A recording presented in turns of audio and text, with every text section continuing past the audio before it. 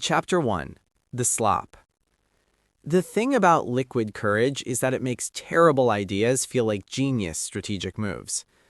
Ryan's palm connected with the man's face before the hotel room door had fully opened, a sharp, stinging slap that his chaotic friend Devin would later describe as absolutely magnificent. The sharp crack of skin meeting skin echoed in the hallway, followed by a moment of silence so complete that Ryan could hear his own heartbeat thundering in his ears. The man's head snapped to the side, hand flying to his reddening cheek, eyes wide with shock. That's when Ryan's alcohol-soaked brain caught up with what his eyes were seeing. Wrong face, wrong build, wrong everything. "Oh," Ryan said with the careful enunciation of someone trying very hard not to slur. "Fuh." Because the man standing in the doorway, the man Ryan had just slopped with 3 years of accumulated rage and 6 shots of tequila, was not Marcus Chen, his incompetent, entitled, jewelry-forgetting boss. This man was taller, broader shoulders, better posture, and he was looking at Ryan with an expression that was equal parts shock and curiosity. Ryan's brain helpfully supplied the information it should have provided about 30 seconds ago. Roy Chen, chairman, Marcus's older brother, your boss's boss's boss, the man who could fire you with a text message. "You're not Marcus," Ryan heard himself say, which was possibly the most obvious statement in a history of obvious statements. "No," the man agreed, still touching his cheek. His voice was deep, controlled, with an undertone of something Ryan's drunk brain couldn't quite identify. "I'm not." They stared at each other. Brian was dimly aware of panicked whispering from down the hall where his friends were supposedly keeping watch. A door opened somewhere on the floor. A child laughed in a distant room. The luxury hotel hallway with its tasteful lighting and expensive carpet suddenly felt like a stage, and Ryan was giving the worst performance of his life. Roy Chen, the Roy Chen, the man Forbes had called the youngest turnaround specialist in corporate America, the chairman who saved Chen Industries from bankruptcy before he turned 30, lowered his hand from his face and did something Ryan didn't expect. He smiled. Not a cruel smile, not even an angry smile. It was small, slightly lopsided, and genuinely amused. "That," Roy said, "was quite the greeting. Would you like to come in and explain, or should I have security escort you out?" Ryan's professional instincts warred with his alcohol-soaked audacity. The professional side screamed, apologize, grovel, save your job. The drunk side, the real Ryan, the one who'd been slowly dying under 3 years of Marcus's incompetence and casual cruelty, said something else entirely. "Are you going to fire me?" Roy's eyebrow rose a fraction. "Should I?" "For slopping the wrong person? Probably. For wanting to slop your brother? Absolutely not." The smile widened, just barely. "Bold. I'm drunk and apparently unemployed. What's left to lose?" For a long moment, Roy just looked at him. Really looked. Not the way Marcus looked at him, like a piece of office equipment that sometimes malfunctioned. This was the look of someone actually seeing him, analyzing him, trying to figure out what made him tick. Then Roy stepped aside, holding the door open wider. "Come in," he said. It wasn't quite an order, wasn't quite a request. "I think this story deserves to be heard sitting down, and possibly with coffee." "I don't need coffee," Ryan said, but his feet were already moving into the suite because apparently his body had better survival instincts than his mouth. "I'm sure you don't," Roy replied, closing the door behind them with a soft click that sounded remarkably like the closing of a trap, or possibly the opening of something else entirely. "But humor me anyway." The suite was exactly what Ryan expected from a 5-star resort. Elegant, spacious, probably cost more per night than Ryan's monthly rent. Floor-to-ceiling windows overlooking the city lights. Furniture that was beautiful and uncomfortable in that way expensive things always were. The kind of space where people like Marcus took their mother for birthday celebrations while people like Ryan drove 45 minutes in the middle of the night to retrieve forgotten jewelry. Roy gestured to the sitting area. "Sit before you fall over." "I'm not," Ryan started, then decided that was a losing argument. He sat, sinking into a chair that probably cost more than his car. "Look, I can explain." I'm counting on it. Roy moved to the coffee maker in the kitchenette with the ease of someone comfortable in luxury spaces. Because I have several questions, starting with, what did Marcus do to make you want to hit him badly enough that you'd risk assault charges and unemployment? The question was asked mildly, almost conversationally, but Ryan heard the steel underneath. This wasn't a man who tolerated workplace abuse. Or maybe he was just curious about the kind of assistant who greeted people with violence. Ryan's professional mask tried to slot into place, the polite, diplomatic version of himself that had survived 3 years of Marcus's bullshit, but alcohol and exhaustion and 3 years of swallowed anger made the mask slip. "It's my birthday," Ryan said, and was horrified to hear his voice crack slightly. "I requested this weekend off 2 months ago, in writing, had plans with friends, and your brother called me at midnight to drive 45 minutes because he forgot to bring your mother's birthday jewelry to her party tomorrow, threatened my bonus if I didn't get it here before." He checked his phone. 17 minutes ago. Roy had gone very still, coffee forgotten. He did what? Oh, that's not even the good part. Ryan was on a roll now, words tumbling out with the momentum of a dam breaking. "See, I had to break into his apartment with a key he gave me for emergencies, which apparently includes his own poor planning, retrieve a diamond necklace from his safe, and drive it here drunk because I was literally at my birthday celebration when he called. My friends are in the car in the parking garage right now, probably Googling how to dispose of a body because they think you're Marcus and that I've just committed career suicide." "You have," Roy said quietly, but there was something in his voice that wasn't anger. He finished making the coffee, brought 2 cups over, and sat down across from Ryan. The light from the windows caught his face, and Ryan noticed, in a distant analytical way that suggested the alcohol was starting to wear off, that Roy Chen was handsome. Not in Marcus's pretty boy I was born rich way. This was something sharper, more refined, like someone who'd earned everything the hard way even if he'd started at the top. "How long have you worked for my brother?" 3 years, 2 months, 17 days. Ryan took the coffee, grateful for something to do with his hands. "Not that I'm counting." "And in that time, how many incidents like tonight?" "Define incident." Roy's expression hardened. "Incidents that violate labor law." Ryan laughed, a short, sharp bark of sound. "You want the full list or just the highlights?" "Start with the highlights." And here was the moment where Ryan could backpedal, minimize, protect himself by protecting Marcus, play the game, keep the paycheck, swallow his pride one more time. Or he could tell the truth. Ryan met Roy's eyes. They were dark, intense, and completely focused on him, and made a choice. "I documented everything," he said, "started keeping records after month 6 when I realized Marcus wasn't just disorganized, he was—" Ryan stopped, chose his words carefully, using his position to avoid accountability. "I have a folder on my personal laptop titled Legal Insurance. It has dates, times, witnesses, and copies of every inappropriate request, every labor law violation, every time he made someone work through legally mandated breaks or threatened someone's job for not doing his personal errands." Roy leaned forward slightly. "You kept records." "I'm not stupid." Ryan's voice was steady now, the alcohol burning off into something clearer and more dangerous. "Just trapped." Trapped? And there was the opening to explain about his mother's Alzheimer's, the twins' tuition, the bills that never stopped coming, the way the salary was just good enough to keep him shackled, but not good enough to save anything. All the reasons why a man with a business degree and 3 years of experience was still playing secretary to an incompetent executive. But Ryan had already shown too much weakness for one night. "Let's just say the salary is very compelling," he said instead, "and I'm the primary breadwinner for my family." Roy studied him for a long moment, and Ryan had the unsettling feeling of being read like a balance sheet, every asset and liability cataloged and assessed. "What's your name?" Roy asked finally. "You don't know your brother's assistant's name?" "I'm asking." "Ryan Mitchell." "Well, Ryan Mitchell," Roy set down his coffee cup with a soft clink that sounded remarkably like the closing of a trap or possibly the opening of something else entirely. You have two choices.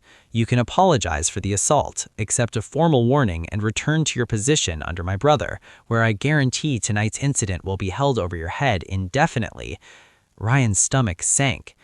Or you can tell me everything. Every detail in that folder, every violation, every abuse of power, every way my brother has failed as a manager and a human being.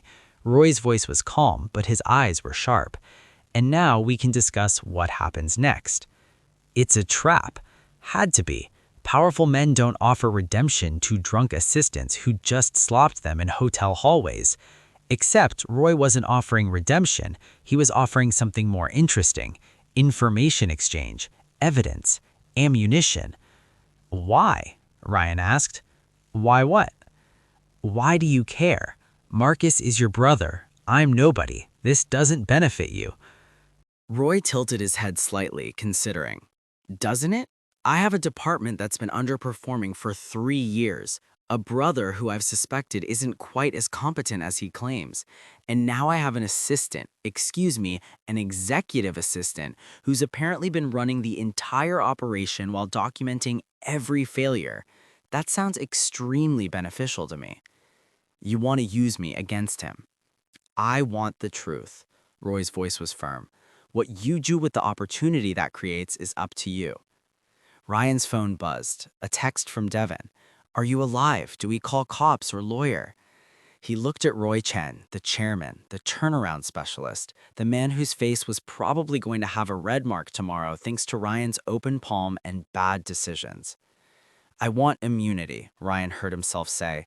Written immunity from retaliation for tonight and for anything I tell you. And I want it in writing from your legal team, not your word. Roy's eyes gleamed with something that might have been respect. You don't trust easily. I've worked for your brother for 3 years, would you? Fair point. Roy pulled out his phone. I'll have the papers drawn up and messaged to you within the hour. In the meantime, he stood, offering his hand. You should probably get some ice for your hand and tell your friends in the parking garage that you're not being murdered. Ryan stood too, slightly unsteady but functional. He took Roy's hand, firm grip, warm, professional, and tried not to think about how this was the second time tonight he'd made physical contact with this man. For what it's worth, Roy said, still holding his hand, your form was excellent. Your brother identification skills could use work, but the actual slap, very impressive. Ryan felt his face heat. I'm not apologizing for the slap. I didn't ask you to. Roy released his hand, that small smile appearing again. But you might consider apologizing for almost giving your friends heart attacks.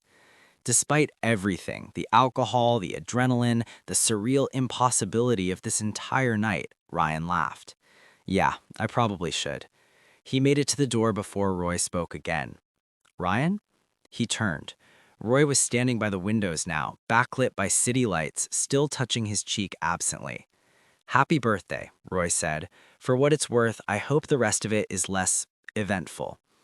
Ryan thought about his 3 best friends probably hyperventilating in the parking garage, about the immunity papers he'd just negotiated, about the folder of evidence that might finally free him from Marcus's incompetence, about the way Roy Chen had looked at him, really looked, really seen for the first time in 3 years of being invisible.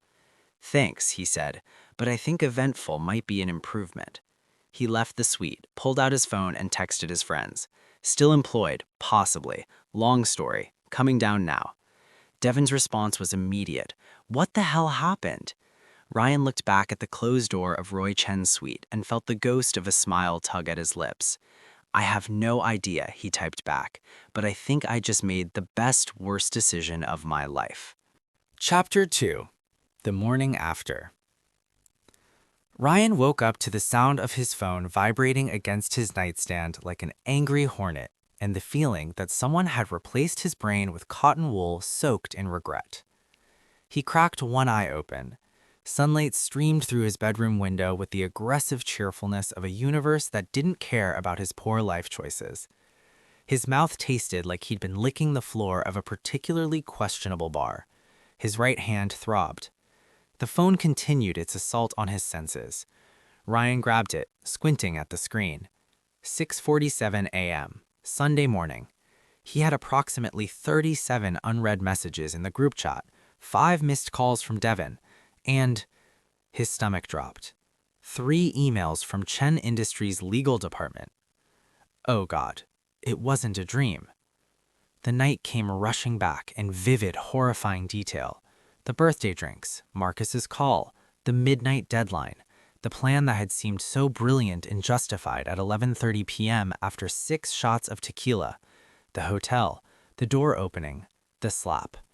Roy Chen's face. Ryan sat up too fast, immediately regretted it as the room spun, and forced himself to breathe through the nausea.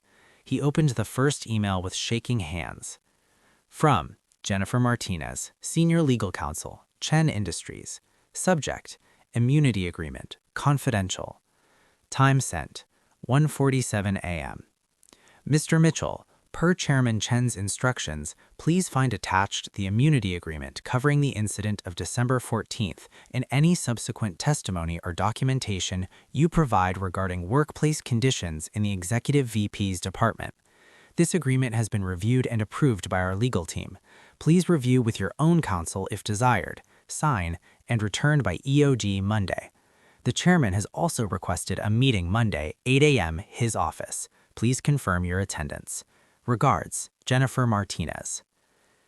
Ryan stared at the email, then at the attached PDF, then back at the email. Roy Chen had actually done it. At almost 2 a.m., he'd had his legal team draw up immunity papers for the drunk assistant who'd slapped him. The second email was the signed agreement from Chen Industries' side. The third was a calendar invitation for Monday at 8 a.m. with a single line in the notes, "Bring the folder." "Oh man," Ryan said aloud to his empty bedroom. "This is real. This is actually happening." His phone buzzed again, the group chat. "Devin, Ryan, answer your phone. Devin, we've been up all night. I swear to God if you're dead in a ditch." Simone, "His location shows he's still at home. He's probably just hungover." Tyler, "Should we go check on him?" Devin, "I'm literally putting on shoes right now." Simone, "Devin, calm down. Ryan, if you're reading this, please confirm you're alive and not arrested." Ryan typed with one hand, pressing the other against his forehead. "Alive, not arrested, possibly employed, also very hungover. What the hell happened after I got back in the car?" The response was immediate. Devin, "After? What do you mean, after?" Simone, "You said you'd explain in the car, but you passed out immediately." Tyler, "We got you home and put you to bed. You kept mumbling about immunity papers and beautiful liars." Ryan, "I did not say beautiful liars." Tyler, "You definitely did." Devin, "Ryan Mitchell, explain yourself right now." Ryan looked at his phone, then at the emails from Chen Industries Legal, then at the red mark on his palm that was definitely from slopping someone's face. Ryan, "I slopped the chairman of the company instead of Marcus. Then he invited me in for coffee. Then I negotiated immunity in exchange for evidence of Marcus's labor violations. Then he said happy birthday, and now I have a meeting with him Monday at 8 a.m. There was a long pause. Ryan could practically hear his friend's brains short-circuiting. Devin, "Do you mean literally?" Simone, "I'm sorry, you slopped who?" Tyler, "Wait, the chairman, Chen Roy?" Devin, "The guy from Forbes." Ryan, "Yes." Simone, "And he didn't fire you?" Ryan, "Apparently not." Tyler, "Ryan." Devin, "That's who you called a beautiful liar." Ryan, "I did not say beautiful liars." Tyler, "You really did." Simone, "Okay, emergency brunch meeting, my place, 1 hour. Ryan, shower and take ibuprofen. We need to discuss this sober." Devin, "I'm bringing mimosas." Simone, "Devin, he needs to be sober." Fine, orange juice with champagne in it. Ryan dropped his phone onto the bed and fell back against the pillows. His ceiling had a small water stain in the corner that he kept meaning to have the landlord fix. He stared at it and tried to process the fact that in approximately 26 hours, he would be sitting in Roy Chen's office, handing over 3 years of documented evidence against the chairman's own brother. This was either the bravest or stupidest thing he'd ever done, possibly both. His phone buzzed again, a new email, this one from a different sender. From Roy Chen. Subject, no subject. Time sent, 7:02 a.m. Ryan's heart did something complicated in his chest. Roy Chen had his personal email and was emailing him at 7 a.m. on a Sunday. He opened it. Ryan, I hope you made it home safely and that your friends have forgiven you for the stress. I wanted to reach out personally to confirm. The meeting tomorrow is not a trap, a trick, or a test. I meant what I said last night. I want the truth about my brother's department, and I want it here from you. You have every right to be suspicious of my motives. If it helps, I've spent 3 years knowing something was wrong with that department and not having the evidence to act. You've apparently spent 3 years documenting everything I needed. That makes us useful to each other. But more than that, and I realize this is strange to say to someone I met under unusual circumstances, I was impressed by you, your competence, your strategic thinking, your refusal to be pitied or rescued. Not many people negotiate immunity agreements while drunk and recently violent. See you Monday. Come prepared, but not nervous. You're not the one in trouble here. Also, there's an excellent place that delivers breakfast near the office. I'll have something sent up. You'll need coffee. RC. Ryan read the email 3 times.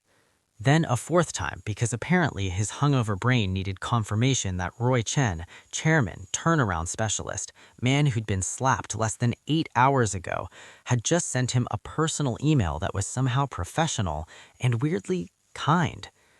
I was impressed by you. Ryan pressed his hands against his face and made a sound that was half laugh, half groan. This is insane, he told his empty bedroom. This is absolutely insane. But he was also, underneath the hangover and the anxiety and the surreal impossibility of it all, excited. For the first time in 3 years, something was changing. Something was finally, actually changing. Let me get this straight, Simone said, hands wrapped around her coffee mug like it was a lifeline. You slapped the chairman of a multi-billion-dollar company. He invited you in for coffee. You told him everything about Marcus. He had legal papers drawn up at 2 a.m. And now he's personally emailing you about breakfast? That's the summary, yes. Ryan was on his 2nd ibuprofen and 3rd glass of water. Simone's living room was bright and organized and made him feel slightly more human. Devin was pacing. He'd been pacing for 10 minutes. This is either the best meet cute in history or you're about to be murdered and I can't figure out which. It's not a meet cute, Ryan protested. It's a business transaction. He called you impressive, Tyler pointed out. He was curled up in Simone's armchair looking like he was watching his favorite romance novel come to life.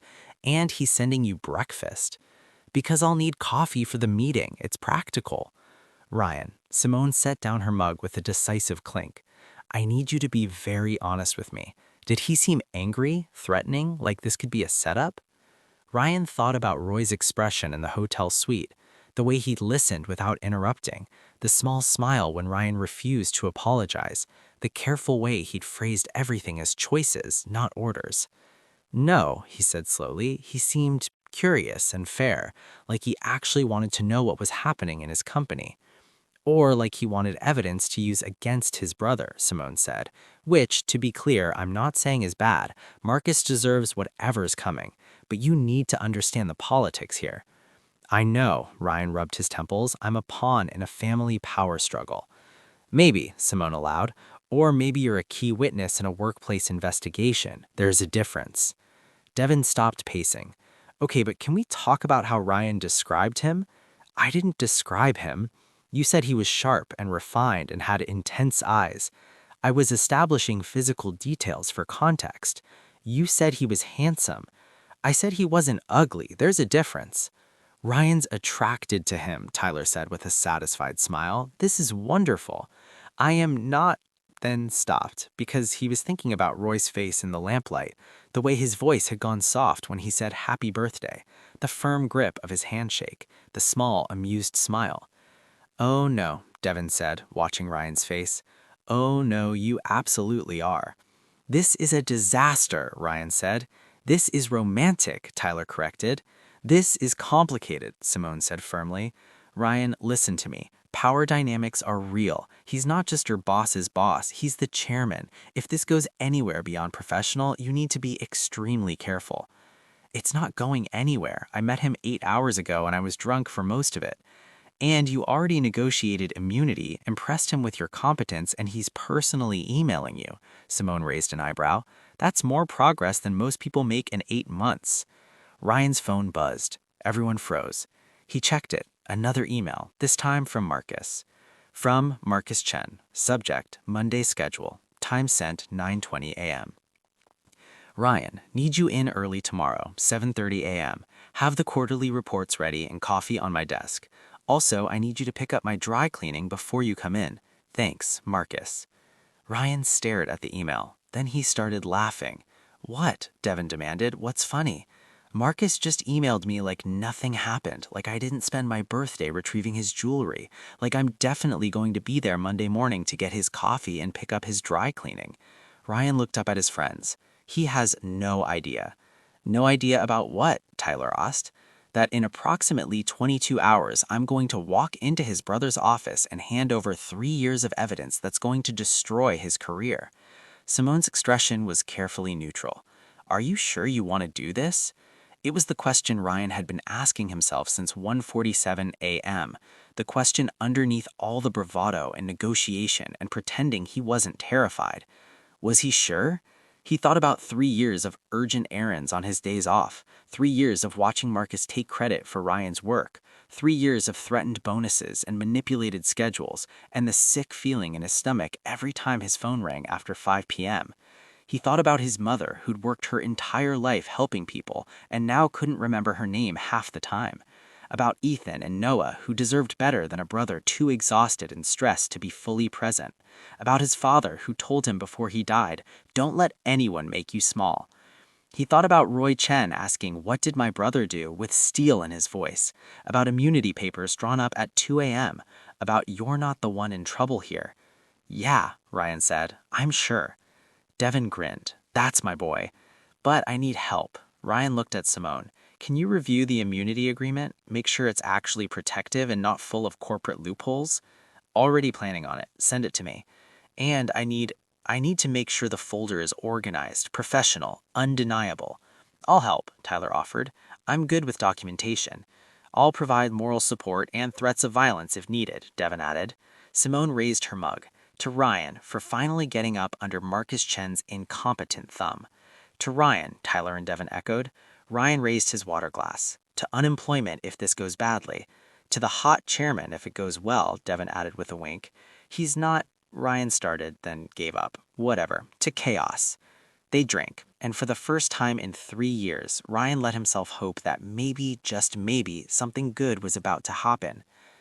Ryan sat cross-legged in his bedroom, laptop open, the folder titled Legal Insurance displayed on the screen. 3 years of documentation, emails, text messages, calendar screenshots, witness statements from other assistants who'd quit. Every labor law violation, every inappropriate request, every time Marcus had threatened someone's job or bonus for refusing to do something unethical or illegal. It was comprehensive, damning, and about to blow up Marcus Chen's career.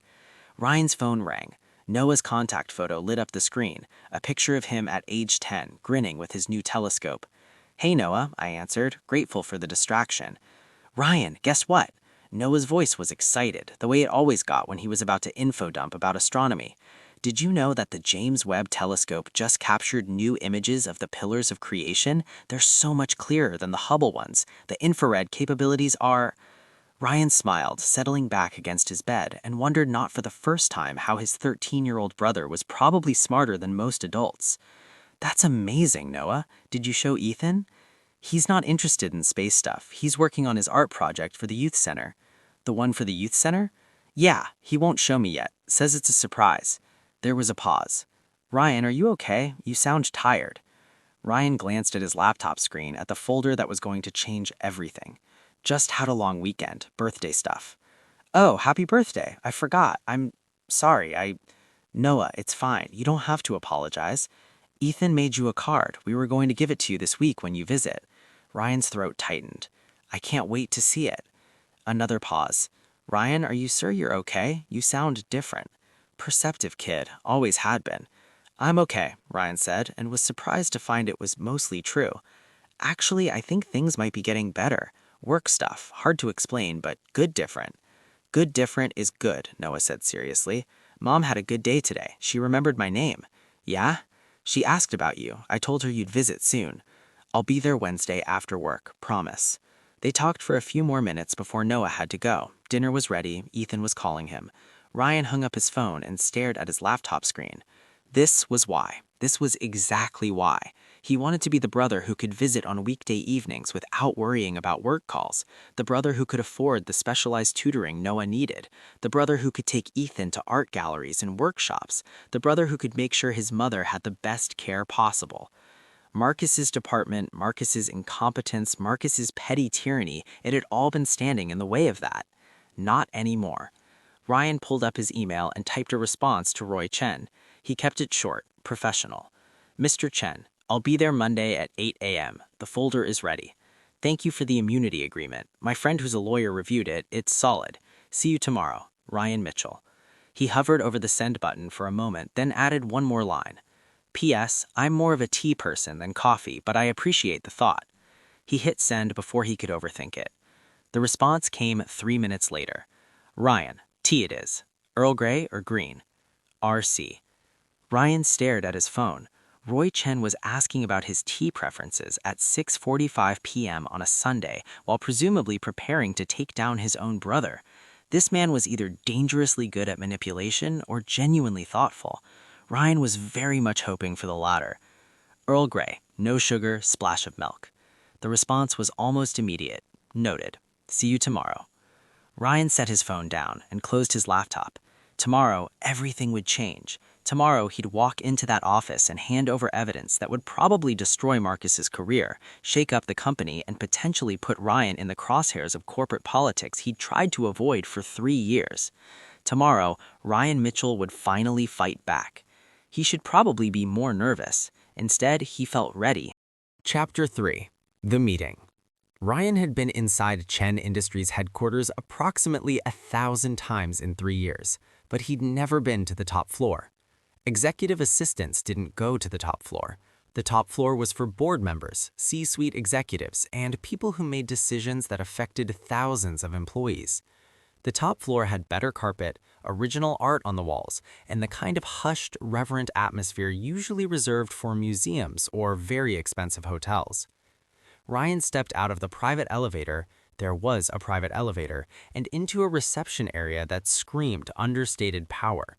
Floor-to-ceiling windows overlooked the city. The furniture was mid-century modern, all clean lines and expensive leather. A massive abstract painting dominated one wall, all bold strokes in deep blues and grays. A woman in her 40s looked up from the reception desk. Her expression was professional but warm. Mr. Mitchell? Yes. I'm Patricia, Chairman Chen's executive assistant. He's expecting you. She gestured to a leather messenger bag on a side table. That's for you, breakfast and tea as requested. You can bring it into the meeting. Ryan blinked. He actually... Earl Grey, no sugar, splash of milk, Patricia confirmed with a small smile. There's also a selection of pastries and fruit. The chairman wanted to make sure you were comfortable. This was surreal. Roy Chen had not only remembered the tea preference from a casual text exchange, but had arranged for Patricia to have it ready. Thank you, Ryan managed. Conference room is through those doors. He's reviewing some documents, but said to go right in. Patricia paused, then added quietly, for what it's worth, Mr. Mitchell, I've worked for Chairman Chen for 5 years. He's a good man, fair. Whatever's about to happen, you're in good hands. It was such an unexpected kindness that Ryan felt his professional mask crack slightly. I appreciate that. He picked up the messenger bag. It was heavy with food and warm with the thermos, and walked toward the double doors. His laptop bag felt like it weighed 100 pounds. Inside was the folder, 3 years of evidence, the end of Marcus Chen's career. No pressure. Ryan knocked once, heard a calm "come in," and opened the door. The conference room was massive, dominated by a long table that could easily seat 20. Roy Chen sat at the head, laptop open, wearing a charcoal suit that probably cost more than Ryan's monthly rent. He looked up as Ryan entered, and for a moment, Ryan could only stare. In the hotel suite with the dim lighting and Ryan's alcohol-soaked brain, he'd registered that Roy was handsome in an abstract, professional way. But now, in the morning light, completely sober, Ryan had to confront the full reality of Roy Chen. Sharp jawline, dark eyes that tracked Ryan's every movement with focused intensity, broad shoulders that the tailored suit emphasized rather than hid. A massive abstract painting dominated one wall, all bold strokes in deep blues and grays. He looked like every corporate romance novel cover Ryan secretly read and pretended not to enjoy. "Stop it," Ryan told himself firmly. "You're here for business, not to ogle your boss's boss." "Ryan." Roy stood, buttoning his jacket.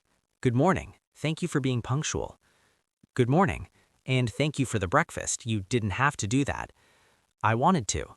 Roy gestured to the chair to his right, not across the table, but adjacent, close enough for collaboration, not confrontation. "Please sit. Help yourself to the food while we talk."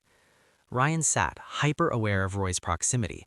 He could smell his cologne, something subtle and expensive that made Ryan's brain do unhelpful things. Focus. Professional. This is a business meeting. He pulled out his laptop, opened it, and brought up the folder. "I organized everything by category: labor violations, inappropriate requests, documented threats, witness statements from former employees, and financial irregularities I noticed in expense reports." Roy had pulled his chair closer, looking at Ryan's screen. Financial irregularities? Marcus has been expensing personal items as business costs. Not huge amounts, he's not stupid enough to be obviously fraudulent, but consistent patterns over 3 years. Dinners that were definitely dates, not client meetings. Personal shopping charged to the company card. A weekend's trip to Vegas that was supposedly a conference, but had no registration fees or hotel under the company name. "How did you notice this?" "I process his expense reports." Ryan pulled up a spreadsheet. "I started tracking them after the first year when something felt off. This is just what I could verify. There's probably more." Roy was quiet for a moment, studying the data with the focused intensity of someone who knew exactly what he was looking at. "This is extremely thorough." "I'm good at my job." Ryan kept his voice level. "Even when my job is babysitting an incompetent executive who thinks I'm a personal servant." "I'm sorry." Roy looked up from the screen, meeting Ryan's eyes. "I'm sorry that you've dealt with this for 3 years, that it took a drunk slap at midnight for me to find out how bad things were." The apology caught Ryan off guard. People like Roy Chen don't apologize to people like Ryan. "You couldn't have known." "I should have known," Roy said, his expression serious, almost pained. "My brother is my blind spot. I've known he's been underperforming, but I told myself it wasn't that bad, that he'd improve, that family loyalty mattered more than corporate efficiency." "And now?" "Now I have evidence that he's not just underperforming, he's actively harming employees and potentially committing fraud." Roy straightened. "Which means I need to act, but first I need you to walk me through everything. Start from the beginning." So Ryan did. He walked Roy through the first month, when Marcus's quirks seemed like minor annoyances, the gradual escalation into boundary violations, the threatened bonuses, the weekend calls for personal errands, the way Marcus took credit for Ryan's work in meetings, the other assistants who'd quit and been replaced within weeks, the department's high turnover rate that no one seemed to question. Roy listened without interrupting, his expression growing darker with each example. When Ryan got to the documentation of labor law violations, mandatory breaks denied, overtime not paid, retaliation against employees who complained, Roy's jaw tightened. "This is enough for a formal investigation," Roy said quietly. "Possibly criminal charges, depending on what legal finds." "I know." Ryan met his eyes. "That's why I want immunity. I don't want to be collateral damage when this explodes." "You won't be. I'll make sure of it." Roy leaned back in his chair. I'm going to bring in HR and legal. We'll need formal statements, interviews with the other affected employees. This will take time to do properly. How much time? Weeks, possibly. We need to be thorough, build an airtight case. Roy paused. In the meantime, I'm removing you from Marcus's supervision effective immediately. Ryan's heart jumped. What does that mean? It means you'll report directly to Patricia, my EA, for now. We'll find you a proper position that matches your actual skills once this investigation is complete. Roy's voice was firm. You're not going back to that department. You're not setting foot in Marcus's office again. Consider that non-negotiable. Relief flooded through Ryan so suddenly that he felt lightheaded. Thank you. Don't thank me. This is the bare minimum of what you deserve. Roy's expression softened slightly. How's the tea? Ryan blinked at the subject change, then realized he hadn't touched the thermos. I haven't yet. You should. Patricia makes excellent tea. And you need to eat something. You look nervous. I'm about to torpedo your brother's career. I'm allowed to be nervous. You're not torpedoing anything. You're reporting workplace violations to the appropriate authority. There's a difference. Roy stood, walked to the windows. Marcus did this to himself. You're just the catalyst for consequences he should have faced years ago. Before Ryan could respond, there was a sharp knock on the door. Patricia's voice came through. Sir, Mr. Marcus Chen is here. He says you called him in for a meeting? Ryan's stomach dropped. You called Marcus? Roy's expression was calm, controlled, and absolutely ruthless. I did. I thought we should all have a conversation. Ryan stood up, adrenaline spiking. You didn't tell me he'd be here. If I had, you might have tried to talk me out of it. Ryan, trust me, please. Marcus's voice filtered through the door, loud and irritated. Roy, what's this about? I have meetings this morning. The door opened before Patricia could stop him. Marcus Chen strode in wearing an expensive suit and an expression of entitled annoyance that Ryan had seen approximately 1,000 times. He was shorter than Roy, softer around the edges, with the kind of face that had probably been called boyish his entire life and was starting to look simply immature as he approached 30. He stopped dead when he saw Ryan. What is he doing here? Marcus's tone was sharp. Ryan, where were you this morning? I told you 7:30, coffee on my desk. Marcus, Roy's voice cut through like a blade. Sit down. Something in Roy's tone made Marcus actually listen. He sat across the table from Ryan, looking between them with growing confusion. What's going on? We're having a conversation about your management of the VP department, Roy said calmly, specifically about your treatment of your staff. Marcus's eyes narrowed. He looked at Ryan. Did you complain about something? Because if this is about Saturday... Saturday? Roy's voice was dangerously quiet. You mean when you called Ryan at midnight on his birthday, demanded he drive 45 minutes while intoxicated to retrieve jewelry you forgot and threatened his bonus when he initially refused? Marcus paled slightly. That's not... I didn't say it like that. How did you say it, Marcus? It was an emergency, mother's birthday gift. Was your responsibility, not your assistant's, especially not at midnight, on his requested day off while he was celebrating his birthday. Roy leaned forward. Tell me, Marcus, do you think that's appropriate management? It was one time. It wasn't. Ryan heard himself speak, voice steady despite the adrenaline coursing through him. It was one time in a pattern of 3 years. Marcus turned to Ryan, and Ryan saw the moment Marcus realized this was serious. Ryan, whatever you think I did, I don't think, I know. I documented everything. Ryan opened his laptop, turned it so Marcus could see the screen. Every labor violation, every inappropriate request, every time you threatened someone's job or bonus, every personal errand you made company employees complete. 3 years, Marcus. I have 3 years of evidence. The color drained from Marcus's face. His voice cracked. You kept records? I told you I wasn't stupid, Ryan said quietly, just trapped. Marcus looked at Roy, panic clear in his eyes. Roy, he's lying. He's trying to... I have witness statements from 4 former assistants. I have emails and text messages. I have calendar records showing the hours I worked beyond my contract. I have expense reports showing you charged personal items to the company. I have everything, Marcus.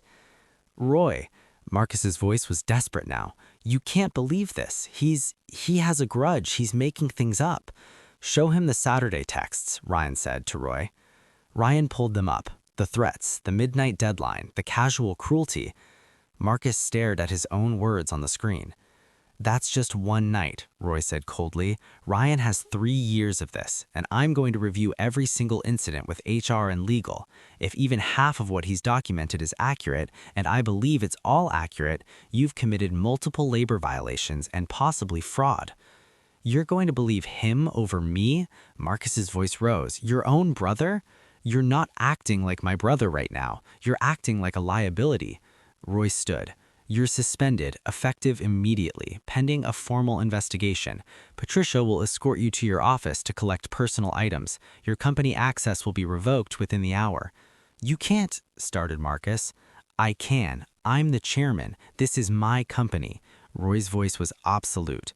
"And I will not tolerate abuse of employees, even when, especially when, it's committed by my own family." Marcus turned to Ryan, and for a moment Ryan saw something ugly flash across his face. "You're going to regret this." "No," Roy said before Ryan could respond. "You won't, but you will." "Patricia." The door opened. Patricia stood there with 2 security guards. Marcus looked between them, seemed to realize he'd lost, and stood. "This isn't over." "Yes," Roy said quietly, "it is." They watched Marcus leave, flanked by security, his posture stiff with humiliation and rage. The door closed. The silence was deafening. Ryan realized his hands were shaking. He pressed them flat against the table, trying to steady himself. He'd just watched a man's career implode. He'd just made an enemy of someone who knew where his family lived, who had money and connections, and a reason to want revenge. "Ryan," Roy's voice was gentle, "breathe." Ryan breathed. Once, twice, 3 times. "Okay?" Roy asked. "I just destroyed someone's career." "No, he destroyed his own career. You just documented it." Roy moved closer, standing beside Ryan's chair. "Are you okay?" Ryan looked at him. Roy was watching him with concern, not judgment, with respect, not pity. "Yeah," I said slowly. "Yeah, I think I am." "Good." Roy pulled out his phone.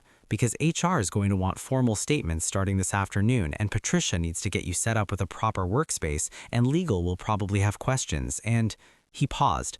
"And you still haven't eaten anything." Despite everything, Ryan laughed. It came out slightly hysterical, but genuine. "You're worried about breakfast? You haven't eaten, you're shaking, and we have a long day ahead." Roy's voice was matter of fact. "So yes, I'm worried about breakfast." He picked up one of the pastries from the messenger bag and held it out. Ryan took it, their fingers brushing briefly. The touch sent an electric jolt through him that was absolutely inappropriate given the circumstances. "Thank you," Ryan said, "for all of this, for believing me, for acting so quickly, for—" "Ryan," Roy's voice was soft, "stop thanking me for doing the bare minimum of being a decent human being and employer. The bar is very low in my experience." "Then I'm going to exceed it." Roy smiled, a real smile this time, warm and genuine. "Welcome to the top floor, Ryan Mitchell. Something tells me you're going to fit in here just fine." Ryan bit into the pastry, some kind of almond croissant that was probably sinfully expensive and definitely delicious, and thought about how his life had completely changed in approximately 48 hours. Saturday night, drunk, furious, slapping the wrong man. Monday morning, sitting in the chairman's conference room, having just watched his former boss get suspended, eating fancy pastries and drinking perfectly made tea. This was insane. This was terrifying. This was— Ryan glanced at Roy, who was typing something on his phone, brow furrowed with concentration. Possibly the beginning of something much more complicated than a simple career change. But that was a problem for future Ryan. Present Ryan was just going to finish his breakfast and not try to think about how Roy Chen's cologne smelled like cedar and something spicy, or how his hands had looked holding that pastry, or how his voice had gone soft and protective when he said, "You're not the one in trouble here." Definitely not thinking about any of that. Not at all. "So," Patricia said, pulling up a chair beside the desk she'd set up for Ryan, "let me explain how things work up here." Ryan looked around the space. It was an actual office, not a cubicle. Small, but with a door, a window, and furniture that wasn't the standard issue corporate horror he'd dealt with for 3 years. This is temporary, Patricia continued, until HR and Roy figure out where you fit permanently. But for now, you'll assist me with various projects. Think of it as a probationary period, except you're not on probation, we're just figuring out what you're good at. I'm good at a lot of things, Ryan said, then winced. It sounded confident, Patricia smiled. Good. We like that up here. Roy doesn't have time for people who need their hands held. She handed Ryan a tablet. This is the calendar system. Roy's schedule, my schedule, important company dates. You'll need to learn it. Questions? About 1,000, but I'll start with, what just happened in there? Patricia's expression became serious. You mean with Marcus? Roy confronted him directly, suspended him immediately. That's not standard corporate procedure. Usually, there's weeks of investigation before anyone gets suspended. Usually, the chairman doesn't have 3 years of documented evidence handed to him on a silver platter. Patricia leaned back. Ryan, Roy's been looking for a reason to remove Marcus for at least a year. The department's been underperforming, turnover's been terrible, and Roy suspected something was wrong but couldn't prove it without evidence. So I gave him the ammunition he needed. You gave him the truth. What he does with it is his choice. Patricia studied him. You're wondering if you were used. It wasn't a question. Maybe, admitted Ryan. Fair concern. Here's what I know about Roy Chen. He's brilliant, he's strategic, and he's sometimes ruthless when necessary, but he's not manipulative. If he says he wants to help you, he means it. She paused. He could have just taken your evidence and sent you back to Marcus's department. He could have handled this quietly without involving you directly. Instead, he gave you immunity, removed you from that situation, and confronted his own brother with you in the room. That tells me he respects you. Or he wanted Marcus to know I was the one who turned him in. Maybe both. Patricia's smile was sharp. Roy's complicated, but he's good. And I think... She stopped herself. Never mind. What? Nothing. Just, I've worked for Roy for 5 years. I've never seen him personally email someone about tea preferences before. Ryan's face heated. That was just, he was being thoughtful. Exactly. Patricia stood. Now, come on. I'll show you where the good coffee machine is and introduce you to the rest of the top floor staff. Fair warning, they're going to be intensely curious about the man who got Marcus Chen suspended. As Ryan followed Patricia out of the office, his phone buzzed. Are you fired? Are you hired? Did the hot chairman remember your tea preference? Ryan typed back, meeting went eventfully. Marcus is suspended. I'm working on the executive floor now, and yes, he remembered the tea. I knew it. He likes you. Ryan pocketed his phone, smiled beside himself, and followed Patricia into whatever came next. Behind him, through the glass walls of Roy's office, he could see the chairman on a phone call, looking serious and focused and absolutely in his element. Roy glanced up, caught Ryan's eye through the glass, and gave him a small nod. Ryan nodded back, and tried very hard not to think about how that simple exchange made his heart do complicated things. Professional. This was all completely professional. Right. Chapter 4. New Territory. Ryan had been working on the executive floor for exactly 27 hours, and he'd already learned 3 important things. 1. The coffee on the executive floor was, in fact, unreasonably good. Like, this might be the only reason some people become executives good. 2. Patricia ran the entire top floor with the quiet efficiency of a general commanding an army, and everyone, including Roy, seemed slightly terrified of disappointing her. 3. Roy Chen had a habit of working through lunch, which explained why Patricia kept a drawer full of protein bars and why she'd already deputized Ryan to make sure the chairman eats actual food at least once a day. Ryan was contemplating this third point while organizing files when his desk phone rang. Ryan Mitchell? Ryan, it's Patricia. Can you bring the Nakamura contract files to Roy's office? He needs them for a call in 10 minutes. On it. Ryan grabs the files from the cabinet. He'd spent most of yesterday learning Patricia's organizational system, which was both brilliant and slightly terrifying in its precision, and headed down the hall. Roy's office door was open. Ryan knocked on the frame. "Come in." Roy didn't look up from his laptop, fingers flying across the keyboard. He'd taken off his suit jacket, rolled up his sleeves, and somehow looked even more attractive than usual. The afternoon light from the floor-to-ceiling windows hit him at an angle that should have been illegal. Ryan firmly told his brain to stop noticing these things. "Nakamura files," Ryan said, setting them on the desk. "Thank you." Roy finished typing, then looked up. His eyes were slightly bloodshot. "Did you eat lunch?" "Did you eat lunch?" Roy's expression became carefully neutral. "Patricia recruited you for lunch enforcement, didn't she?" "She gave me a very compelling speech about executive health and productivity," Ryan crossed his arms. "So yes, did you eat?"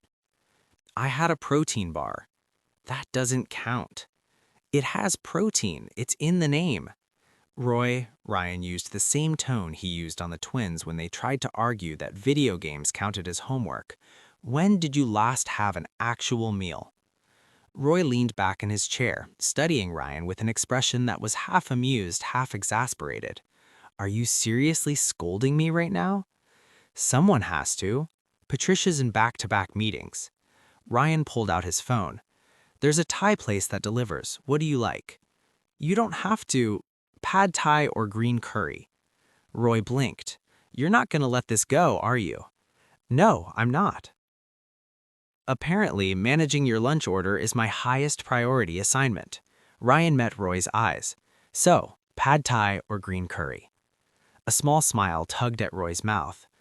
"Green curry, medium spice." "Good choice." Ryan typed the order into his phone. "I'm getting spring rolls too. You look like you need vegetables." "I'm the chairman of this company." "And I'm the person who's apparently in charge of making sure you don't survive on protein bars and coffee." Ryan hit send on the order. 30 minutes. "Thank you, Ryan." Something in Roy's voice made Ryan look up. Roy was watching him with an expression that was warm and slightly wondering, like Ryan had done something unexpected and delightful.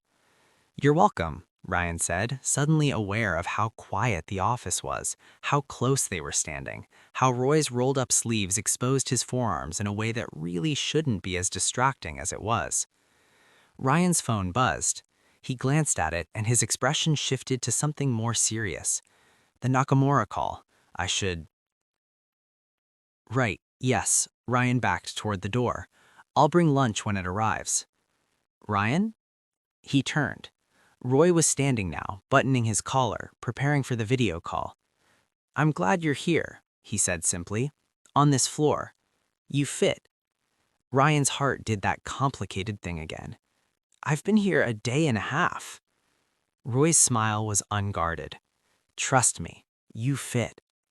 Before Ryan could respond, Roy's computer chimed with an incoming call. Ryan slipped out, closing the door behind him, and leaned against the hall wall for a moment. "Professional," he reminded himself. "This is all professional. He's just being nice to a new employee." Except, Roy didn't look at other employees the way he'd just looked at Ryan. Ryan had spent enough time observing office dynamics to know the difference between professional courtesy and whatever this was. The Thai food arrived exactly when promised.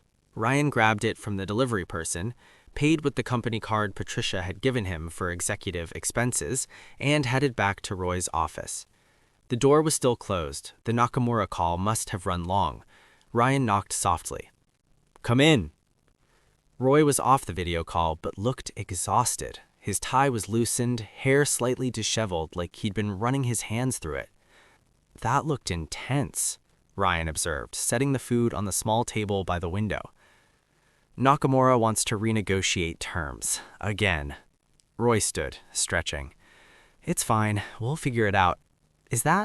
Did you get extra spring rolls?" "You need vegetables, remember?" "I'm starting to think you have a conspiracy with Patricia." "It's not a conspiracy if it's for your own good."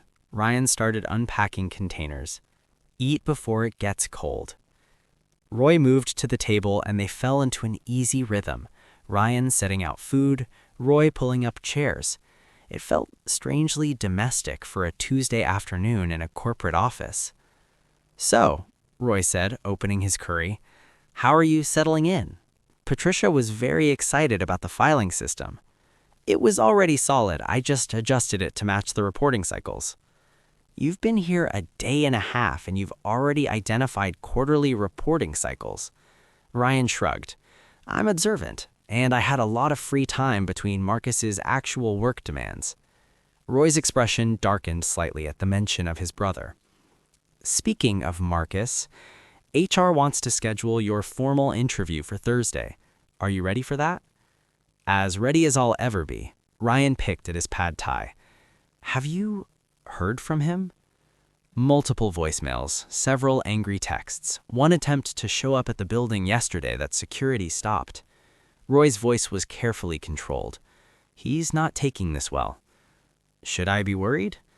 "No, we have security protocols in place, and I made it very clear to Marcus that any attempt to contact or retaliate against you would result in immediate termination and possible legal action."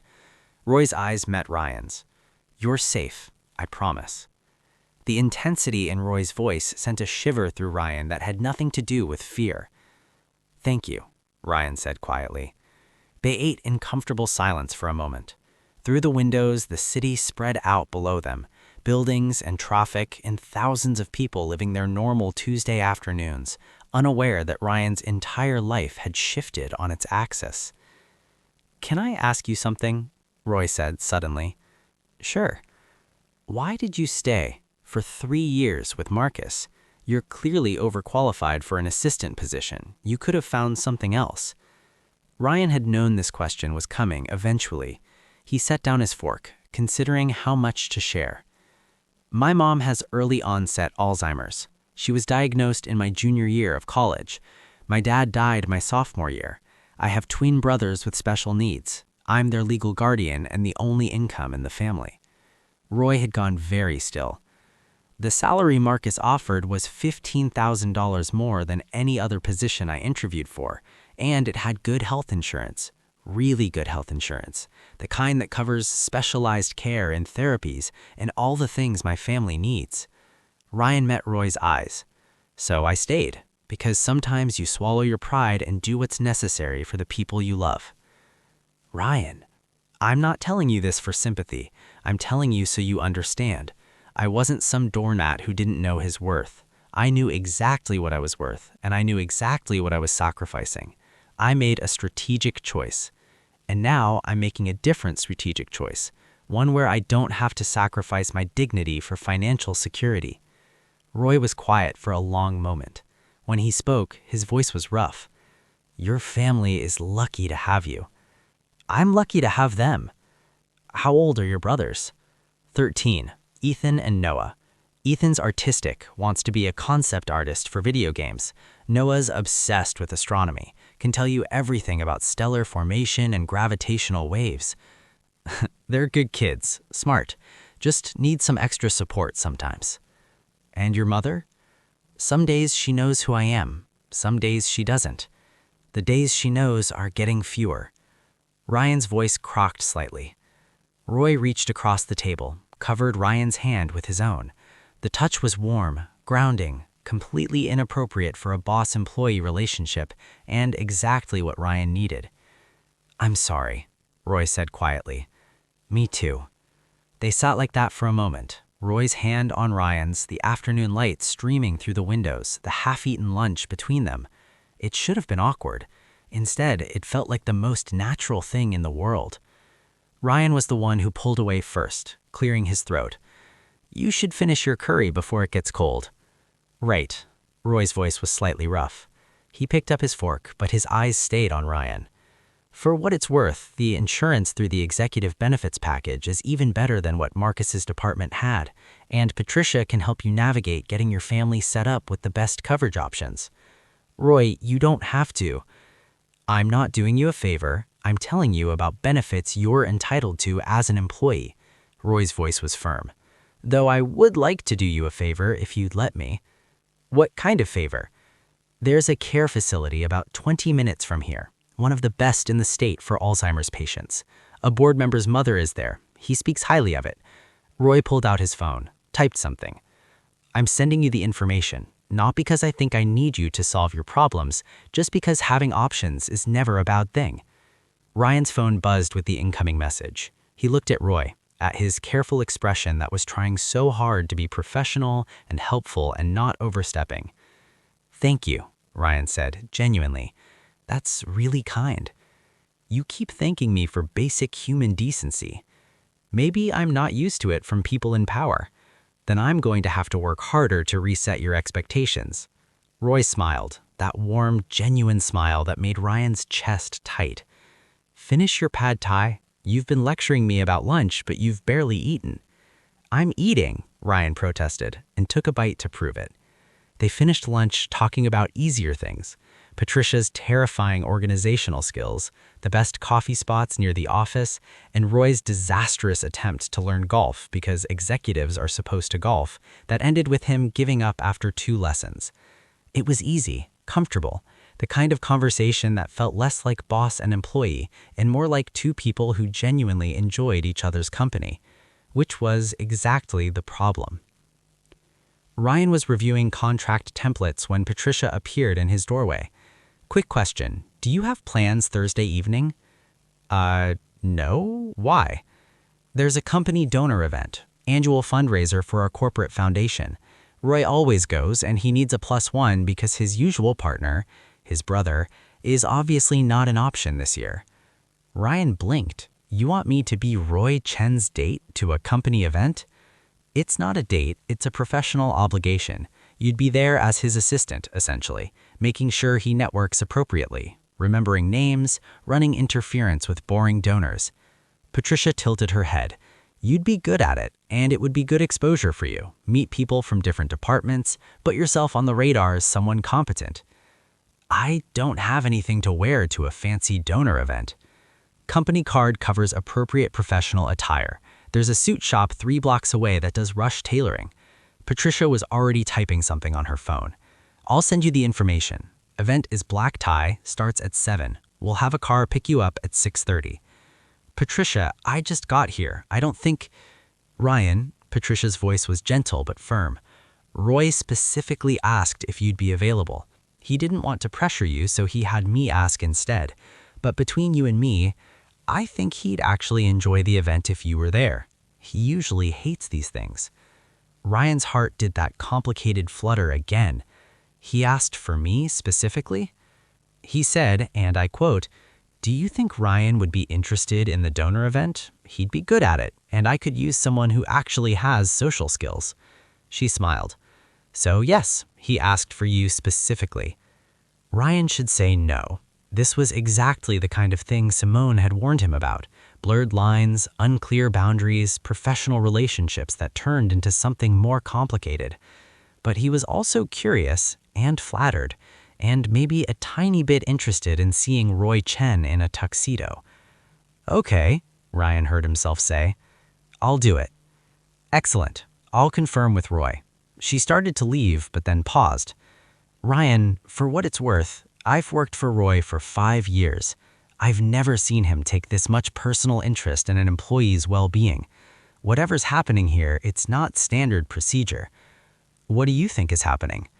Patricia's smile was knowing. I think Roy Chen is a very intelligent man who's finally met someone who challenges him, and I think you're a very intelligent man who's not used to being valued properly. What happens when those 2 things intersect? Well, we'll find out. She left, leaving Ryan staring at his computer screen and trying to process what had just happened. His mind kept drifting to Thursday evening, to a black tie event, to standing beside Roy Chen in a room of important people, to the way Roy had looked at Ryan over lunch, to the warmth of Roy's hand on his. This is a terrible idea, Ryan muttered to his empty office. But he was also, despite his better judgment, looking forward to it. Ryan was heating up leftovers when his doorbell rang. He wasn't expecting anyone, which meant it was either a package or... He checked the door camera. Marcus Chen stood in the hallway. Ryan's stomach dropped, but he kept his breathing steady. He dealt with Marcus for 3 years. He could handle this. He opened the door but kept the chain on. "You're not supposed to contact me," Ryan said calmly. "Roy says a lot of things." Marcus looked terrible. Unshaven, rumpled clothes, eyes bloodshot. "Ryan, I just want to talk. 5 minutes." "About what?" About everything. You have to understand I never meant to hurt you. The pressure, the expectations, trying to live up to Roy, trying to prove I could run a department." "So you took it out on your staff?" "I made mistakes. I know I did. But 3 years, Ryan, 3 years you worked for me and never said anything. And then you destroyed everything." Ryan's jaw tightened. "I didn't say anything? Marcus, I tried talking to you multiple times in the first 6 months. What are you... The 3rd week, when you had me cancel my weekend plans for the 5th time, I told you I needed clearer boundaries between work and personal time. You said I wasn't committed enough." Ryan's voice was steady but sharp. 2 months in, when you made me work through lunch 3 days straight, I mentioned labor laws about breaks. You laughed and said that's just how executive life works. Marcus shifted uncomfortably. "I don't remember." 4 months in, I went to HR, filed a formal complaint about the hours and the personal errands. Know what happened? They told me you were a Chen, that I should be flexible and understanding, and that if I couldn't handle the pace, maybe I wasn't the right fit. Ryan's eyes were hard. "So I documented everything after that, because talking to you did nothing. Talking to HR did nothing. The only thing that worked was building a case so airtight that no one could dismiss it." Marcus's face had gone pale. "I didn't know you went to HR." "Of course you didn't. They buried it, protected you because of your last name." Ryan leaned against the doorframe. "I tried, Marcus. I gave you chances. I gave the company chances, and everyone made it clear that my concerns didn't matter. So I stopped complaining and started documenting. That's not staying silent, that's being strategic." "You could have come to me directly about the HR complaint." "Would you have listened? Really? You didn't listen the first 5 times I brought up problems. Why would a 6th time be different?" Marcus flinched. I was overwhelmed. I didn't know what I was doing. My father pushed me into that role, and Roy expected perfection, and I didn't know how to ask for help." For a moment, Ryan almost felt sorry for him. Almost. "Then you should have asked for help. From Roy, from HR, from a management coach, anyone, except your assistant who you were actively mistreating." Ryan kept his voice level. "I understand being overwhelmed, Marcus. I've been the primary caregiver for my family since I was 20. I understand pressure. But you know what I didn't do?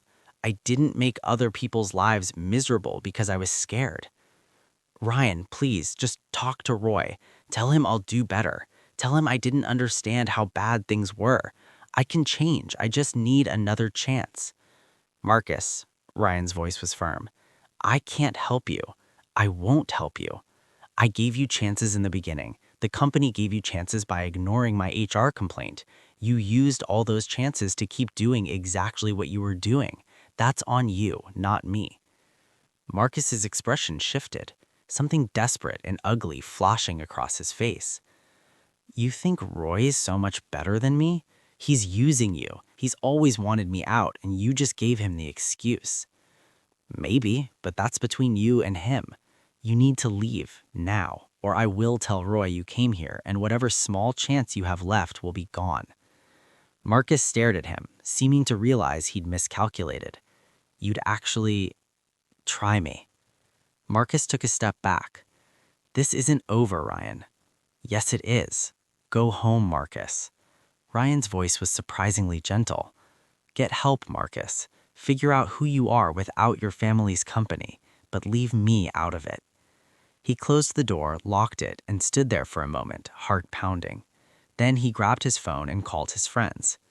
Tyler arrived first with Thai food. Devin showed up 5 minutes later with wine and the barely restrained energy of someone who wanted to commit violence. Simone came last, calm and collected, with her laptop and what looked like legal documents. They sat in Ryan's small living room, and he told them everything. Marcus's appearance, his desperation, the veiled threat at the end. "You should tell Roy," Simone said immediately. "No," Ryan shook his head. "Marcus is his brother. This is already messy enough without me adding fuel to the fire. If Marcus shows up again, then I'll tell him.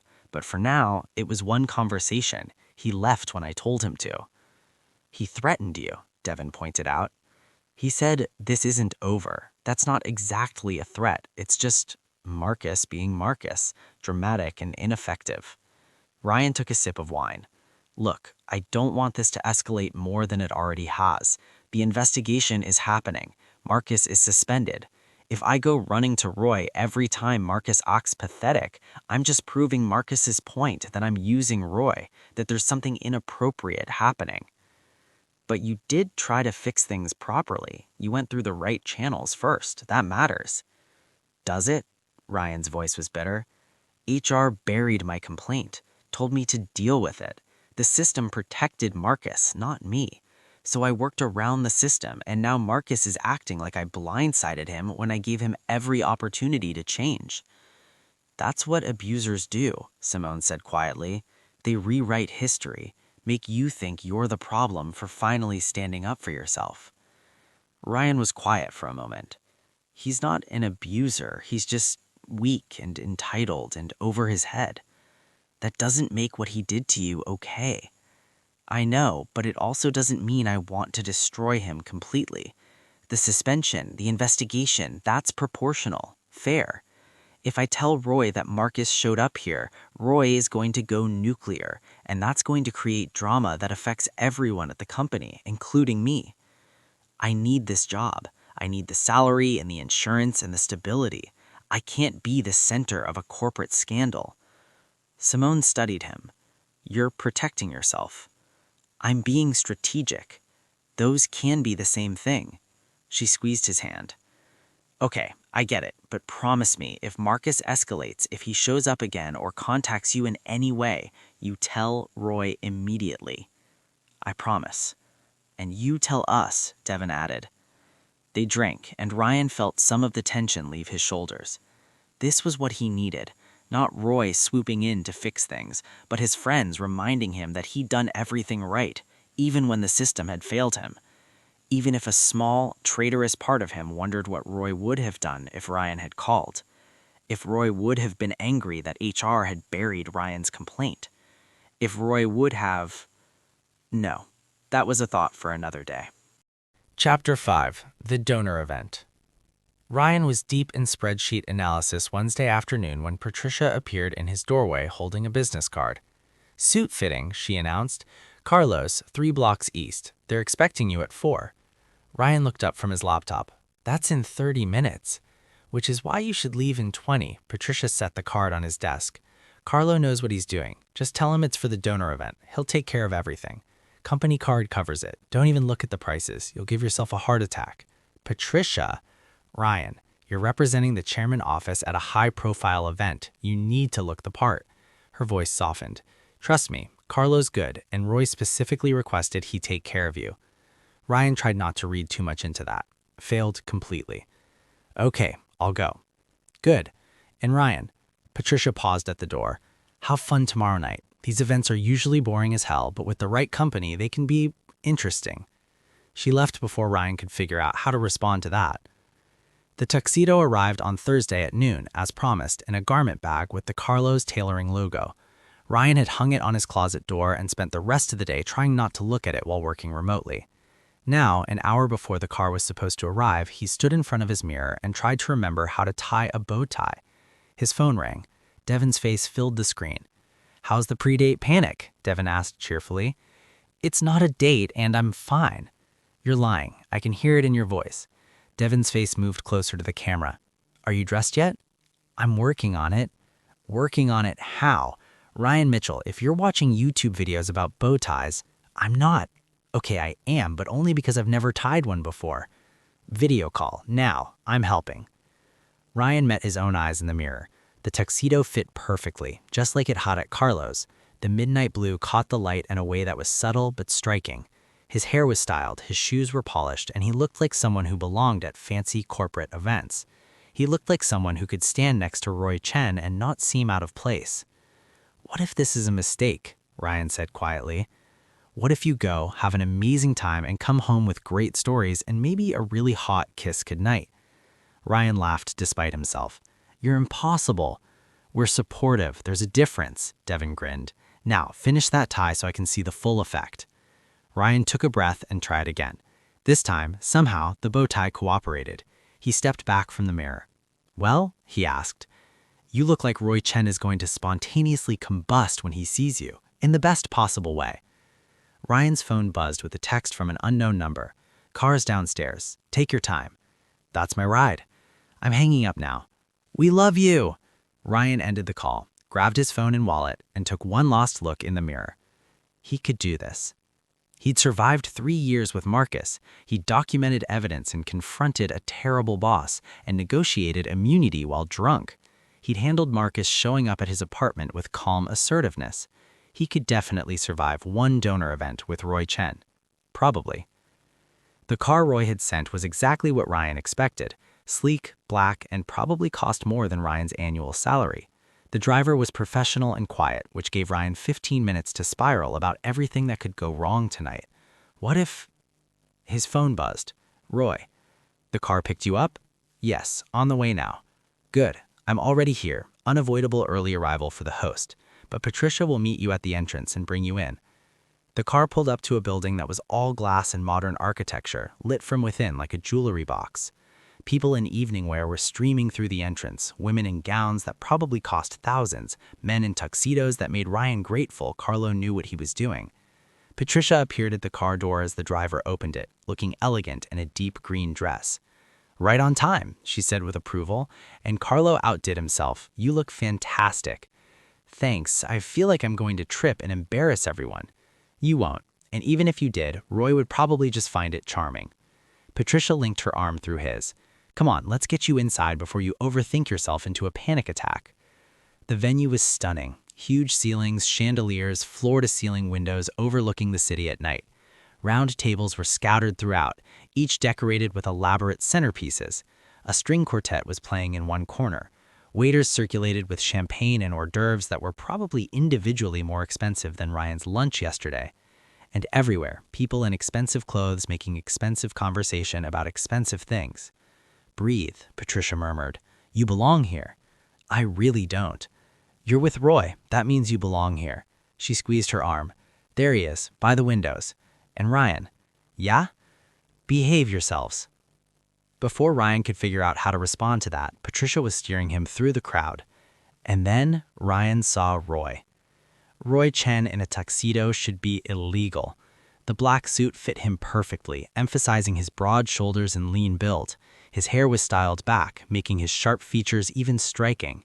He was talking to an older couple, expression polite but distant, the professional mask firmly in place. Then he looked up and saw Ryan. The mask cracked. Just for a moment, Ryan saw something warm and wondering and almost vulnerable flash across Roy's face before the professional expression returned. But that moment was enough. "Ryan." Roy's voice was steady, but his eyes tracked every detail of Ryan's appearance. "You made it." Traffic was light.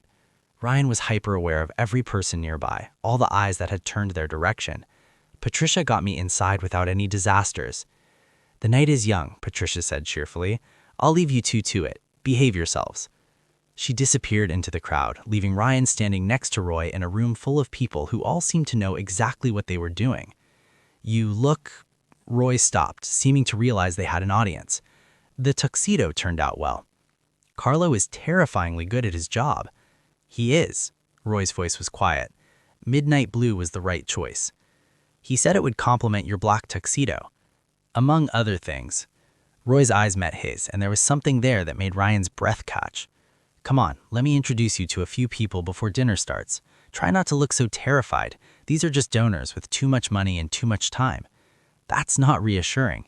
It wasn't meant to be. Roy's hand settled on the small of Ryan's back, barely a touch, completely appropriate for guiding someone through a crowded room, but Ryan felt it like a brand through the layers of expensive fabric.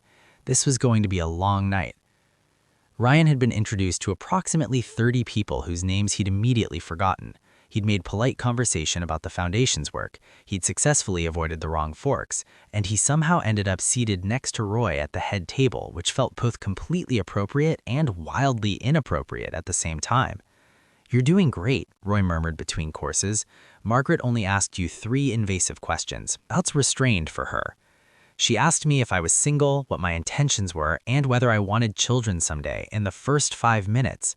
Like I said, restrained." Roy's mouth quirked. "For the record, your answer about children was perfect. I'm focused on raising the children I already have in my life." Shut down that line of questioning beautifully. "I wasn't trying to be clever, it's just true." Ryan took a sip of wine, his first and probably last glass of the night, given how the last time he drank around Roy had ended. "Your aunt is intense. She's trying to figure out if you're my date or my employee." "What did you tell her?" "That you work on the executive floor and I value your perspective." Roy's voice was carefully neutral. "Which is true, but not the whole truth." "No, not the whole truth." Before Ryan could figure out how to respond to that, a man in his 50s approached the table. "Roy, excellent event as always. And who's this? I don't think we've met." "Ryan Mitchell," Roy said smoothly. "He works on the executive floor." "Ryan, this is Thomas Broadford, one of our major donors." "Pleasure." Thomas shook Ryan's hand with the assessing grip of someone evaluating worth. "Executive floor, huh? Roy doesn't usually bring employees to these events. You must be special." "I'm just filling in," Ryan said easily, "learning the ropes." "Smart. Get exposure to the donors, understand the foundation side of the business." Thomas turned back to Roy. "Speaking of which, I heard about your brother. Unfortunate situation." Roy's expression didn't change, but Ryan felt tense beside him. "It's being handled appropriately," Roy said, voice cool. Of course, though some of us wondered how long you'd tolerate his underperformance. Family loyalty only goes so far when it affects the bottom line." "Marcus's situation is a personnel matter," Roy said, each word precise, "not a topic for tonight's event." It was a dismissal, politely phrased but unmistakable. Thomas blinked, realized he'd overstepped, and backed off. "Right. Well, enjoy your evening." He left and Roy's jaw was still tight. "You okay?" Ryan asked quietly. "I hate that everyone's talking about it." "They're going to talk regardless. At least this way they know you take workplace issues seriously." Roy looked at him, something complicated in his expression. "You're defending me." "I'm stating facts. You did the right thing even though it was hard. That's worth defending." "Even though he's my brother?" "Especially because he's your brother. It would have been easier to look the other way. You didn't. That matters." For a moment, they just looked at each other. The noise of the event faded, the conversations, the music, all of it becoming background to the way Roy was looking at Ryan like he'd said something profound instead of simply honest. "Thank you," Roy said quietly. "For what?" "For being here, for making this bearable." Roy's voice was soft enough that only Ryan could hear. "For looking at me like I'm not just the chairman making a difficult business decision." "You're not. You're a person doing the right thing even when it costs you something." I wanted to reach over, take Roy's hand and offer comfort, but they were in a room full of donors and employees in Roy's family. So instead, I just said, "You're doing better than you think." Roy's smile was small but genuine. "Keep saying things like that and I might start believing it." Before Ryan could respond, a woman in her 30s approached with purpose. "Roy, there you are. We need you for the donor recognition ceremony in 5 minutes." Right, of course. Roy stood, then looked at Ryan. "Will you be okay here for a bit?" "I'll survive without you for 5 minutes." Brave man. Roy's hand brushed Ryan's shoulder as he passed, brief, subtle, but deliberate. "Back soon." Ryan watched him go. He was reaching for his phone when a voice spoke behind him. "So you're the one who got my cousin suspended." Ryan turned to find a woman in her late 20s, elegant in a red dress, watching him with sharp, assessing eyes. "Excuse me?" "Marcus, my cousin, though I suppose suspended is a polite way of saying career destroyed." She sat down in Roy's empty chair without invitation. "I'm Jessica Chen, and you must be the whistleblower." Ryan's guard went up immediately. "I'm Ryan Mitchell. I work on the executive floor." "Yes, I heard. Convenient promotion after torpedoing your old boss." Jessica's smile didn't reach her eyes. Must feel good getting revenge like that. It wasn't revenge, it was documentation of labor violations. Tomato, tomato. Jessica waved a hand dismissively. Look, I'm not here to defend Marcus. He's always been a screw-up. But destroying family in public? That's Roy's style, not mine. I prefer to keep our dysfunction private. I don't think this is an appropriate conversation, Ryan said carefully. Probably not, but someone needs to give you a reality check. Jessica leaned forward. Roy is brilliant at his job, terrible at relationships. He doesn't do commitment or messy emotions. So whatever you think is happening between you two, it's temporary, strategic. He'll use you to fix the Marcus situation, and then you'll be a liability he has to manage. Ryan kept his voice level. You don't know me, or what's happening. I know Roy. I've watched him cycle through assistants and brief flings for years. You're not special, Ryan. You're just convenient. Jessica stood, smoothing her dress. Enjoy the event, and maybe think about what happens after the investigation is over and Roy doesn't need you anymore. She walked away, leaving Ryan sitting alone at the head table, Jessica's words echoing in his head. You're not special. You're just convenient. Ryan told himself it didn't matter, that Jessica was just bitter family trying to stir up trouble, that he knew better than to let one spiteful conversation undermine everything. But that small, insecure part of him, the part that had spent 3 years being undervalued by Marcus, wondered if maybe Jessica was right. Ryan needed air. The donor recognition ceremony was happening inside, Roy at a podium thanking generous contributors in that smooth, professional voice. Ryan had slipped out to a balcony that overlooked the city, grateful for the cool night air and the silence. He heard the balcony door open behind him. There you are. Patricia said you slipped out. Everything okay? Just needed air. It's crowded in there. It is. Roy moved to stand beside him at the railing, close enough that their shoulders almost touched. But that's not why you're out here. Ryan glanced at him. Roy had taken off his jacket at some point, bow tie loosened. He looked less like the polished chairman and more like just Roy. Your cousin Jessica cornered me while you were at the podium. Roy's expression darkened. What did she say? That I'm convenient, temporary, that you're using me to handle the Marcus situation, and once it's over, I'll be a liability you have to manage. Ryan kept his voice level. You don't know me, or what's happening. I know Roy. I've watched him cycle through assistants and brief flings for years. You're not special, Ryan. You're just convenient. Jessica stood, smoothing her dress. Enjoy the event, and maybe think about what happens after the investigation is over and Roy doesn't need you anymore. She walked away, leaving Ryan sitting alone at the head table, Jessica's words echoing in his head. You're not special. You're just convenient. Ryan told himself it didn't matter, that Jessica was just bitter family trying to stir up trouble, that he knew better than to let one spiteful conversation undermine everything. But that small, insecure part of him, the part that had spent 3 years being undervalued by Marcus, wondered if maybe Jessica was right. Ryan needed air. The donor recognition ceremony was happening inside, Roy at a podium thanking generous contributors in that smooth, professional voice. Ryan had slipped out to a balcony that overlooked the city, grateful for the cool night air and the silence. He heard the balcony door open behind him. There you are. Roy's voice was quiet. Patricia said you slipped out. Everything okay? Just needed air. It's crowded in there. It is. Roy moved to stand beside him at the railing, close enough that their shoulders almost touched. But that's not why you're out here. Ryan glanced at him. Roy had taken off his jacket at some point, bow tie loosened. He looked less like the polished chairman and more like just Roy. Your cousin Jessica cornered me while you were at the podium. Roy's expression darkened. What did she say? That I'm convenient, temporary, that you're using me to handle the Marcus situation, and once it's over, I'll be a liability.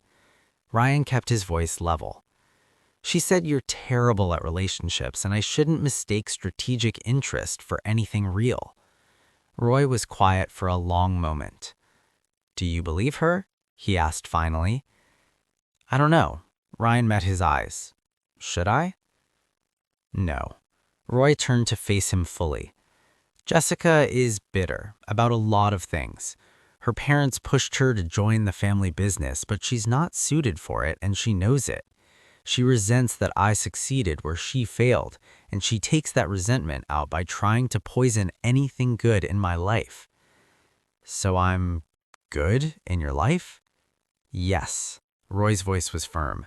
Ryan, I asked you to this event because I wanted you here, not because I needed an assistant. Patricia could have handled that. Not because of the Marcus situation, because spending time with you makes tedious corporate obligations bearable.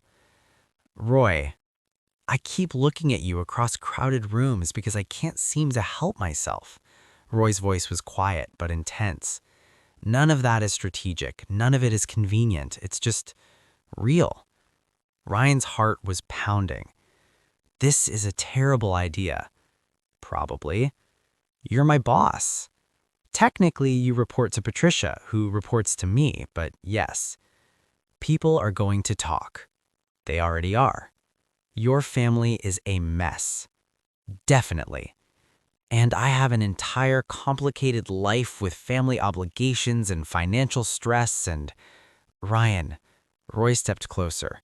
They were inches apart now, close enough that Ryan could see the flecks of gold in Roy's dark eyes. I don't care about any of that. I care about you. Is that… His voice cracked slightly. Is that okay? Ryan thought about Simone's warnings, about power dynamics and complications, about Jessica's bitter words, and the very real concerns about workplace relationships. Then he thought about Roy's hand at his back, guiding him through the crowd, about the after-work texts, shared lunches, the remembered preferences. A man who chose accountability over blood. About how in a single week Roy had made him feel seen, and how all those small kindnesses were beginning to add up to something more. Yeah, Ryan said quietly. It's okay. Roy's smile was brilliant and relieved and completely unguarded. Thank God, because I've been wanting to do this all night. Do what? Roy kissed him. It was soft at first, almost tentative, a question more than a statement. Ryan's brain short-circuited for approximately half a second before he responded, hands coming up to grip Roy's shoulders, pulling him closer. Roy made a sound that was half relief, half desire, and deepened the kiss.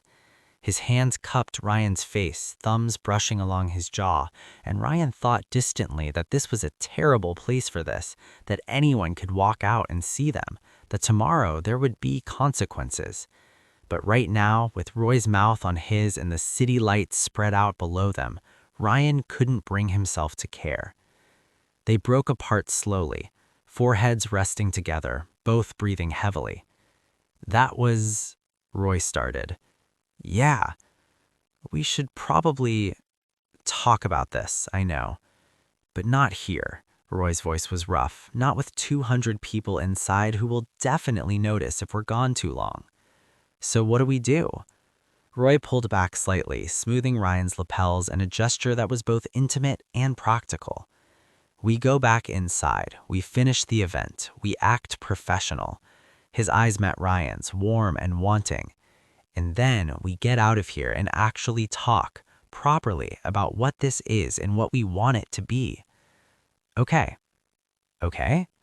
Yeah. Ryan straightened Roy's bow tie, allowing himself the intimacy of the gesture. But Roy… Yes? For the record, I want this to be real, not convenient, not strategic, real.